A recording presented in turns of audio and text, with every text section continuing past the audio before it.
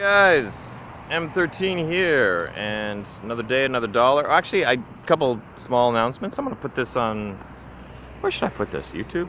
I could put it on YouTube. I could have a short. I could have a short life update on YouTube, couldn't I? Couldn't I? Yes, I can. There's my dog. She's representing the American flag, the American bandana. That was louder than I thought it was. There was an echo coming from it. Xiaoming, come here. Show them your American flag. Come here. It's okay. I'm not going to kick you again. I mean, why are you running away? Yeah, there you go. America. Yeah, so I started teaching English again. I need the money, so I got some teaching hours. It's not a full-time job, so I should still be able to take time off if I have tours. Because it's very part-time. It's like 1 day a week, but it's 5 hours on that day, which is a large chunk of money. 5 hours teaching English. You make over 20 US an hour for teaching English. I can't get a full-time job because then I'd have to cancel my tours altogether, and I don't make as much money doing tours, but I prefer it. And that's my tour customer there in the distance, riding around. I bring people to this park early in the morning when there's no one here, and they just ride around on the pass, and because these paths are extremely narrow and they're extremely twisty once you get out there, so it's a really good idea, and a lot of people have complimented me on it. I have really good ideas. I've got good DNA. My IQ, it's really high. The doctor says I'm going to be the most healthiest president you've ever had. He wrote his own doctor's note. Did you guys hear that? His doctor's note literally said he was the healthiest president to ever enter office. As if, like, it should have been a clue that they wrote that it wasn't the doctor that actually, like, what doctor would write, oh yeah, he's healthier than any of the past, this fat old bald guy is definitely healthier than Obama was when he came into, like, who would write that? Anyways, I've had customers tell me, like, that it's a great idea to bring them here because the complexity of riding around on these narrow paths that are super twisty. It's safe because there's grass on the side, so if you go off the road and crash, you're on grass and soil.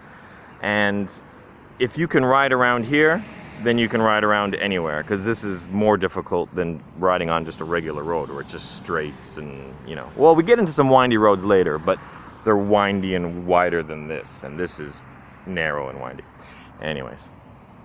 So yeah, I taught yesterday, and I was dreading it. And when because I haven't taught in years, and teaching any job, even if you are familiar, even if you've been teaching a lot recently, it still sucks at a new job because they have different books, different curriculum, different things to get used to. But I did well yesterday, and I was really proud of myself. And the kids said positive things about me, so I think I'm gonna stick with that job. Maybe possibly get more hours there in the future. Yeah. And this guy booked me for a day tour. I've done a few day tours recently. I did one just a few days ago. I did a day tour a few days ago, and it was two couples, like two American couples, young guy, young girl, and they're in Taiwan for like 10 days. Their girlfriends planned the entire trip online, Googling this, Googling that. They printed out like a spreadsheet with like a really detailed plan. And then one of the guys remembered me and that I did tours. I guess he used to watch my videos, years ago, like everyone else. So he contacted me, and I said, yeah, I do day tours too. And he said, what? I didn't know that. And I'm like, yes, I do. I can do a tour of any length of time. So he says, oh, okay. So it was supposed to be him and the two girls, but at the last minute, the girls said, no, we're just going to stick to our original schedule. So the two guys came out, and I gave them a day tour, and they were two of the most appreciative customers I've ever had, because they both went down on me, and I was like, I was loving it. They're both like 22. It's been a while since I've had a guy that young. No, I'm joking.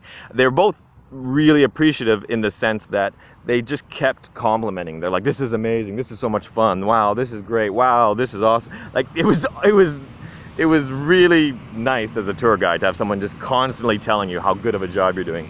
And I think one of the reasons for it was, no offense to their girlfriends, was because their girlfriends, they were just going from like touristy thing to touristy thing on buses. That's what they'd been doing for the first like 4 days they'd been in Taiwan.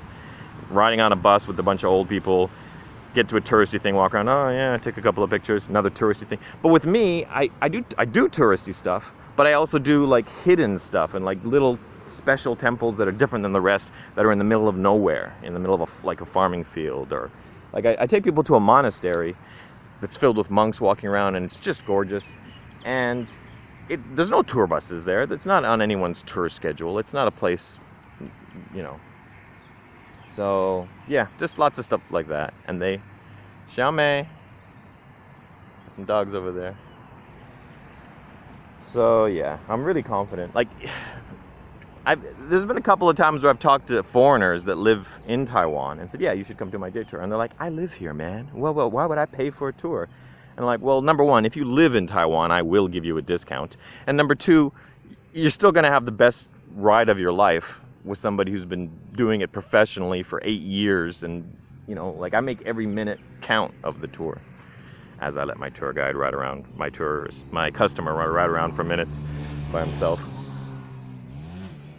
Nah, I told him to ride until he feels comfortable. So, and this is the best place to do it. Yeah.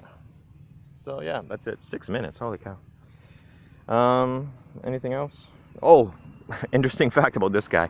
He'd never heard of M13. He's not a fan of my videos. He just Googled me, booked a day tour, and then we were talking online, and I said to him, "Oh, are you a fan of my videos?" And he's like, "Fan of your what, huh?" And I'm like, "Oh, no, nothing." And I just kind of brushed it off. I just kind of asked. And then because I said that, he Googled me, he found my videos. And it's not always a good thing, because sometimes people watch my videos and they don't like my personality. And then if they've already booked a tour with me, that could be awkward. But the exact opposite happened. I think he found my videos 7 days ago. And the last 7 days, he says he's watched like 50 of them. and it's funny because he's like fangirling. He's like, he was doing a little poorly when he was riding. When I rode with him around here the first time, and he went off the track. He went off the path once or twice. And he's like, "Well, I'm riding with M13. You know, it's nerve-wracking. You're like the guy I've been watching for the last week." It's funny because I would expect that from somebody who's watched my video for years, not somebody who's been watching them for 1 week. But he's been like binge watching them for the last week, so it's funny. Anyways, I'm gonna upload this. I think he's nope. Oh, there he comes. I figured out why my phone doesn't focus properly. It's the case. The case is getting worn out near the sensors, so I need to adjust that. Anyways, just a quick update. I'm teaching again. I've been doing my full tours. Don't have many customers, although my September tour, which is coming up, already has, I think, 6 customers. And I think the perfect amount for one of my tours is 7, so we're 1 away from the perfect amount. If you want to book that, you should.